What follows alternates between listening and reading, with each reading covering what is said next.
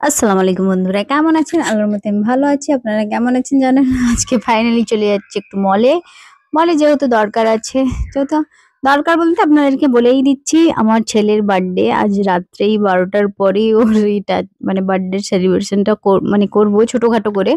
এইজন্য আমি একটু মলে চলে যাচ্ছি। টুকটাক ওর জন্যে মানে সারপ্রাইজ আমাকে আগের থেকেই বলে রেখেছে, "আম্মা তুমি আমাকে কি, কি দিবে আমাকে বলবে।" আমি বলছি, "ঠিক আছে আমি তোমার জন্য ঠিক কিনে রাখবো।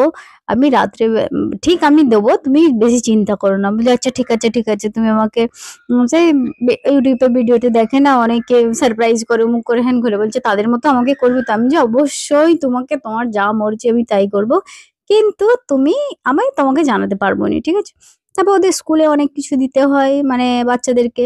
বাচ্চারাও দেয় মানে প্রত্যেকটা গিফট বার্থডে হলেই ওরা রিটার্ন গিফট দেয়।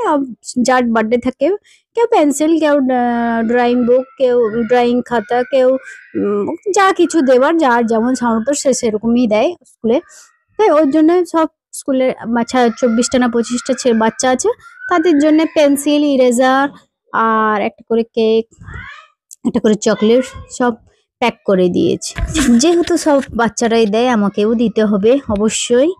তাই কিনে নিয়ে প্যাক করে নিলাম। ওখানে মানে প্লাস পয়েন্টে ওখানে কিনে নিয়েছি। তারপর যাচ্ছি লিটল স্টারে। মানে আমার ব্যাটারি সবথেকে মলের মধ্যে প্রিয় খেলনা দোকান লিটল স্টার।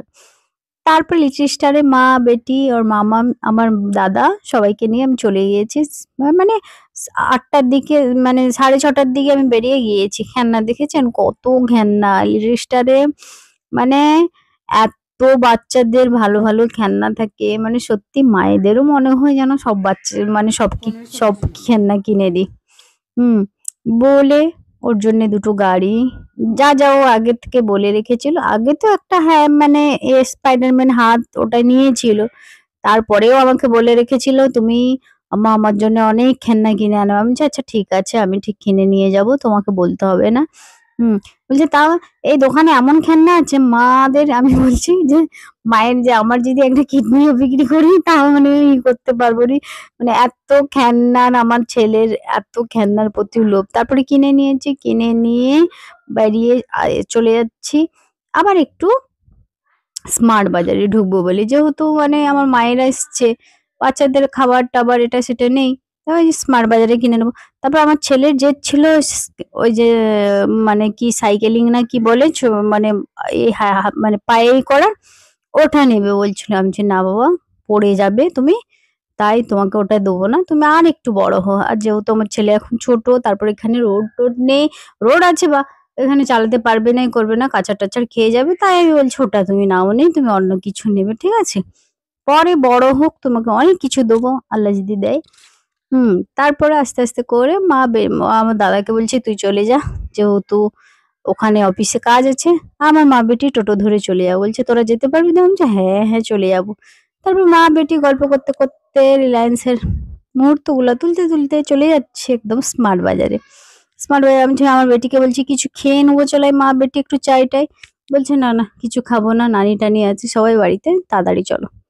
বলে আমি স্মার্ট বাজার থেকে কিছু খাবার-টাবার এটা সেটা নিয়ে নিচ্ছি। যেহেতু বাচ্চারা ঘরে থাকা মানে তো আমার ২ টো ভাইপো, আমার ছেলে ৩ জন। আবার কালকে অনেক মানে ছেলে বাচ্চারা আসবে। তাদের খাবার-দাবার এটা সেটা কেক-টেক, চকলেট-টকলেট তো চাইবে। এইজন্যে আস্তে, আস্তে করে শপিংটা করে নিলাম মা-বেটি সব মিলে। আর সবসময় শপিং এ গেলে আমার বেটিকে আমি সঙ্গে করে নিয়ে যাই। আমার বেটিও থাকে।